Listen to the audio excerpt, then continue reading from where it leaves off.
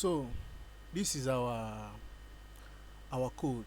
But before I start explaining anything in this code, there are there are things that we need to look out in the datasheet of our microcontroller, so I will be able to know what is going on here.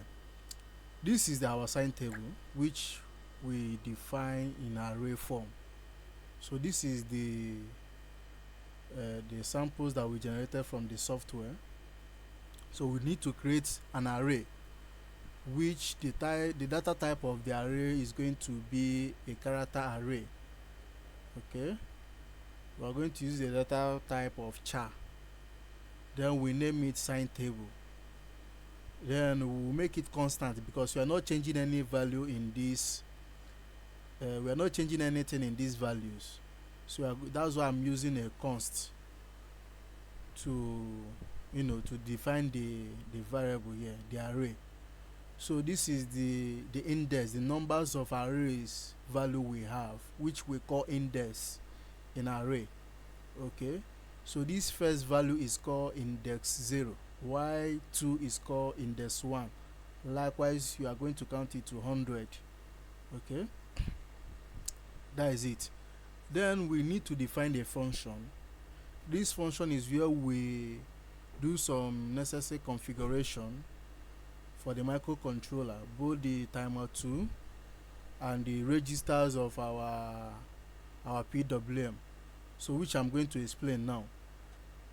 For you to generate a 10 kilohertz timer, which we are using timer 2, then you are going to use this software. There are formulas, we have formulas for it, but I think with this software it makes it more easier. It is called timer calculator. Once you download this software, all you need to do is select the type of microcontroller you are using. Here I'm using PIC 16. Then you select your clock frequency, the crystal, the type of crystal you are using. If you are using a 20 megahertz crystal, 16 megahertz, any crystal that you are using, you select it here. Then you select the timer you are working with. I'm working with timer 2. Then here I will choose the frequency. In this frequency I will type 10,000. Okay, this is 10,000, which is 10 kilohertz. Then I'll calculate. Then this software will show you these things now you are seeing here are the names of register you need to configure in timer 2. Okay, all you need to do is copy the names of these registers and load in these values, assign these values to this register, so that it will create the necessary timing. Then this is our interrupt routine. Okay, just copy the whole thing, but the most important thing, make sure that these names matches the name on the register of the microcontroller you are using. Okay, so I've shown you how to generate the 10 kilohertz or any carrier frequency that you are working with. So make sure look at the registers. So for you to confirm these things, all you need to do, go to the microcontroller datasheet. This is my own microcontroller datasheet. Then you can go for a timer 2. This is my own timer 2. Okay, go to the timer 2. Make sure the register they mentioned there correspond with the one that you generated. Okay, this is my timer 2. You can see this T-con and other things. These are the values that if you are assigned to this bit of this register. This is a complete 8-bit register. You can see it from 0-bit to 7-bit, which is 8-bit register. And inside this 8-bit register we have different bits. We have bits by bit. We have bit 0, bit 1, bit 2, 3, 4, 5, 6 and 7. So in this, for you to achieve some certain things, you will see where they explain the value you need to load in a particular bit. Just like this one, they say bit 6 to bit 3. If you load this value, you are choosing this type of configuration. So if you load 000 in this bit 6 5 4 3, that means you are choosing a poscaler of 1:1. So you need to know how to configure those register. Okay, so I'm not here to talk about timer register. I'm here to talk about the CCP. Look at it here. Capture, compare, PWM. is a module which has 3 mode. So this is my, and if you look at this note, when you click on this datasheet, it will tell you if you see CCPR, either CCPR1 or CCPR2, that means you are talking about the duty cycle register. Okay, so let's go to this is the CCP configuration register, which is CCP1 con. This is the register for CCP1, the register for it. So in this register now, they will tell you any value, any configuration that you want. You see they listed it here. If you load this value, know that in every register you can only load 0 or 1. So here they will tell you if you load certain value to a certain bit, you are using this type of configuration. Okay, so this is CCP1 configuration register.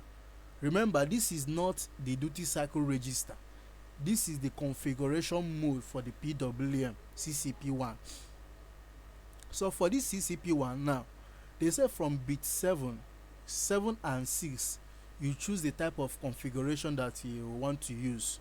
Okay, then under that configuration, they will tell you if you load to bit 3 and bit 2, if bit 3 and bit 2, if bit 3 and bit 2, which is this one, see it from here, bit 3 to bit 0, then they will tell you if this bit 6 and bit 7 and bit 6, if you load this value 00, which is this bit, if you load this bit and this bit, if you load these 2 bits 00, that means you are using a single output configuration.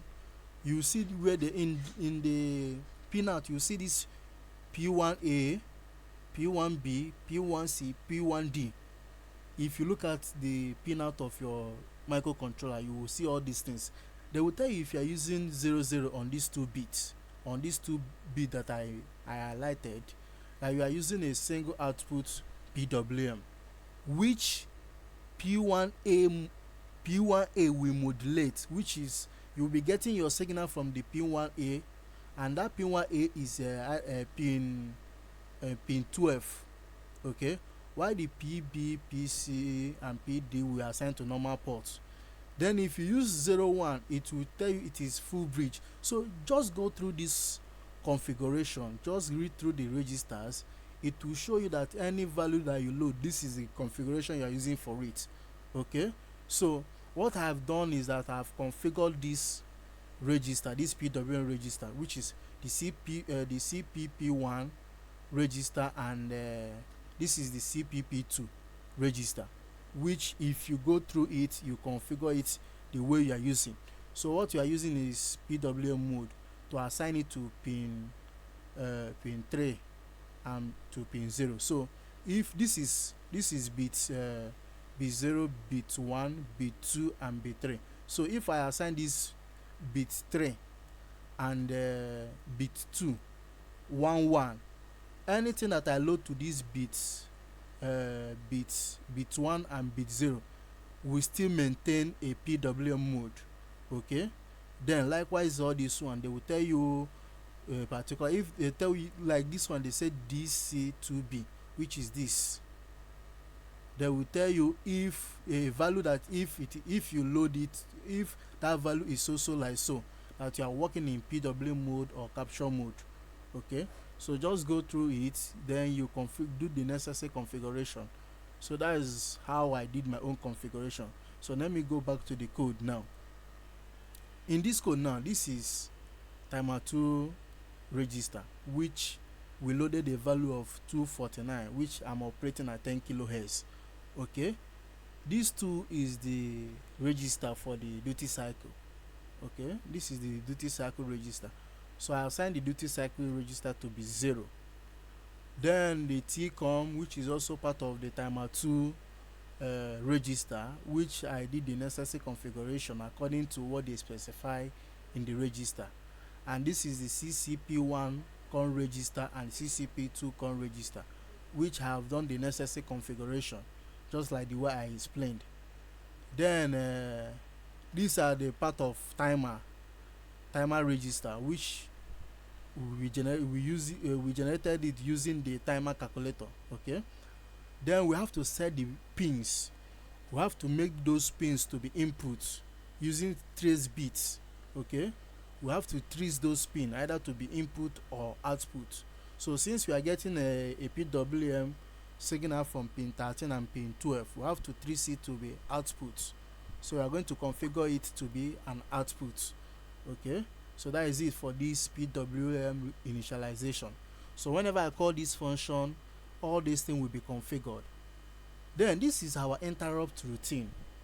This is where anytime our timer counts up to 10 kilohertz, an interrupt will occur. This interrupt is where you will put the code, because once an interrupt occur, the microcontroller will go to the interrupt service routine, which is called ISR. It is called ISR, interrupt service routine, or interrupt service routine. So this is our ISR. So once an interrupt occur, the microcontroller will go to this interrupt to execute the code inside this interrupt. So the work of the timer is to do a counting. So once the timer counts up to 10 kilohertz, it will raise a flag. Okay, it will raise a flag. That flag shows that it is indicating that I have counted up to 10 kilohertz. Come and ascertain or come and execute the code inside this particular section. So that section, we are calling it interrupt service routine, which is ISR. So on that interrupt service routine is how that place is where we place the way we want our SPWM to be generated. Okay, so just know that this is our interrupt service routine. This is the place that the microcontroller will enter to execute our code. So now let me explain this code. This is our sine table, which we define as an array. Then we need a variable. This variable, we use this variable to determine the direction, to tell the our microcontroller the way we want to generate that SPWM and when it's going to change to the other pin. Now I want you to note this now. If I say 180 degree sine table, 180 degree curve, that means I'm talking of half waveform of the full wave. You know our full wave is 360. Our full wave is 360, and half of our full wave is 180 degree. Okay, so if I say 360, that means I'm talking about full waveform. If I say 180 degree, that means I'm talking of half of the full wave. Then if I say 90 degree, that means I'm talking of half of that 180. I hope you understand it. 180 is half of the full waveform. 90 is the half of the 180 waveform. So note this, that is what I will be using to explain this code. Okay, so we are going to define a variable. We are going to define two variables. These two variables is the variable where we are going to use to monitor the way we are going to generate this thing, and the count is what will be pointing to these values here. This count variable that we declare here is the count that we are going to use to point at each value to use it to update to our duty cycle. Okay, so remember, this our count is 0, and you know, if you have code using array, you will understand the way array works. Whenever you want to whenever you want to access any value in this array, maybe let's say you want to access this value of 25, and you know, if you are to count it, this is 0 index, 0 1 2 3 4 5 6 7 8 9 10 11 12 13. So if you are to access this 25, the index number, or let's say the container that this value 25 is being stored, is 13. Index that, as if you want to assign it, we just call 13. Once we input 13 here, that means the microcontroller will access this particular value, which is 25. So that is what we are going to use. We are going to use this count to access each of this value in this assigned table. Then we now feed it to the duty cycle register. Okay, so that is what this count is doing. Then you will see this one that I said direction 1. I said direction 1. This direction 1 is what we are going to use to change between the rising voltage and the decreasing voltage. While this normal direction is the what we are going to use, this one now, we are going to use this normal direction to change from pin 13 to pin 12. Okay, so remember, normal direction is what we are going to use to change from pin 13 of the CCP1, pin 13 of the CCP2 to pin 12 of CCP1. I think so, the way they arrange it. So normal direction is to change between pin 13 and pin 12, while the direction 1 is to know when we have reached the rising voltage of that 90-degree angle. Then we start decreasing it. So this is the 3 variables that we need. So how do we generate it? Here in this interrupt, we create a condition. Remember, in our variable we assign direction 1. We assign direction, we assign it 1. Then direction 1, we also assign it 1 too. The only thing that we assign 0 is this count. So we say in this condition, we say if direction, remember this direction now is the direction that determines the pin that we are bringing out the signal, either pin 12 or pin 13. That is the work of direction. While direction 1 is the one that monitors the 90-degree angle. Okay, so we now say if direction is equals to 1, which is true, this direction is equals to 1, it will start executing this code. This code now, this is the CCP1 duty cycle register, and this is the CCP2 duty cycle register. So this is I think CCP1 is pin 13, while CCP2 is pin 12. Okay, this is it, CCP1 pin 13, CCP2 pin 12. Okay, so in this our CCP1, we assign it this table now, this value now, this our array, this samples that we generated. Inside that samples, we put in count, and you know that count is 0.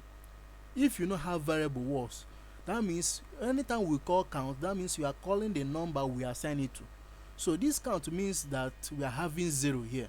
So this our duty cycle, this 0, remember this 0 is also a value, and with this 0 value is index 0 of an array. So that means you are sending this 0 value to the duty cycle register, the duty cycle register, which is CCP1 duty cycle register. We assign it to 0. So the index number is 0. So once this thing is 0, it will execute it. Then it will come again after we escape, because this condition is true.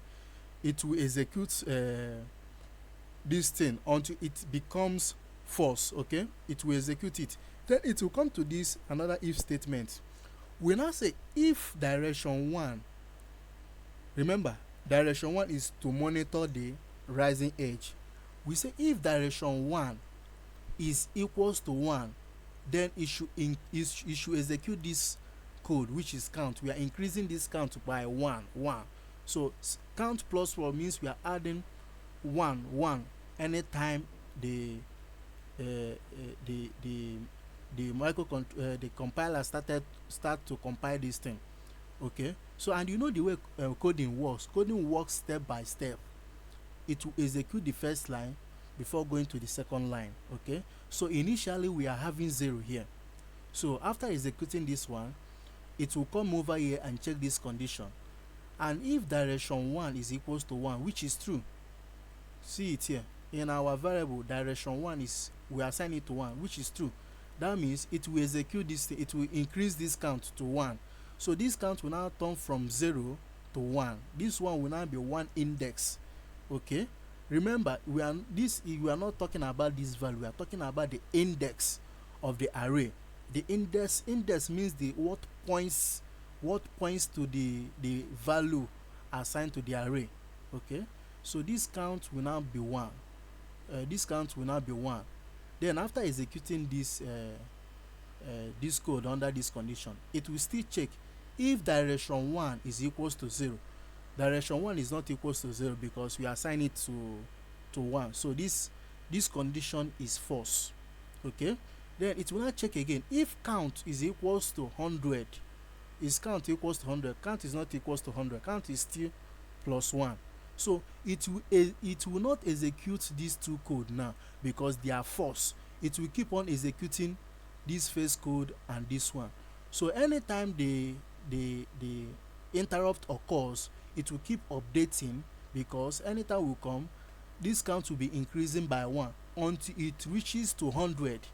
Once it reaches to this 100, that means we have completed the rising voltage from zero level voltage to that 90-degree. So that means once we reach that 90-degree, that means the count has counted up to that 100. Okay, then the condition will now come in. This is a condition again, and once that counts to 100, that means we have 100 here. We will check if this direction is equals to 0. That means the direction 1, once count reaches 100, which is here, so if count is equals to 100, it will change this direction 1 to 0. Remember, when this compiler will execute this one, try to execute this number of code, it will see that this line is false. It will skip it and enter this line. At that time that it will enter this line, after many times of occurring, after timer has counted up to 100, and if our compiler comes to this line of code and see that the counter has counted up to 100, which is our 90-degree, that the counter has counted up to 100, it will change this direction 1 to 0. That means initial direction 1, which is 1, it will change it back to 0. Once it changes it back to 0, at the next execution, the compiler will check is direction 1 equals to 1. Is still 1. Is direction 1 equals to 0? Yes, direction 1 is equals to 0, because we have updated this direction 1 to 0. So it will see that this direction 1 now is not equals to 0. It will start decreasing this count. That is that curve that has reached that rising voltage, which has reached to the 90-degree. It will start reducing the voltage at the other half of the 90-degree to complete the 180-degree waveform. Okay, so initially the rising voltage will start from 0 to 90-degree. Then at the time that we are decreasing that value, that voltage, is when we are going towards the 180-degree curve to generate that 180-degree curve. Okay, so that is what is happening here. So once this direction 1 is equals to 0 now, the counter will start decreasing. That means we are decreasing the voltage which we are feeding to our duty cycle. Okay, that is how the first waveform is generated. Then after executing this thing, then it will check this condition now. If count is equals to 0, because it will keep decreasing this count here. It will keep decreasing it until it reaches to 0. Once it reaches to 0, which is our 0 crossing, like the way I explained it, then it will change this direction to, it will make it 1. Then after making it 1, it will check this condition now and make this direction our normal direction, and check if this our normal direction is equals to 1. If this our normal direction is equals to 1, that means direction is equals to 0. It will change this direction to 0. You understand? So that it will start completing the other waveform in the other pin. I hope this is clear. Okay, this is our 0 crossing. Okay, anytime our count reaches to 0, anytime our count reaches to 0, it will change our direction, our normal direction, which we are using to change from pin 12 to pin 13. Okay, this is what occur, this is what is happening here. That is how we are able to generate our our SPWM. So I will also be showing you the video on how we generated I will show you the video, the practical video of this sine SPWM.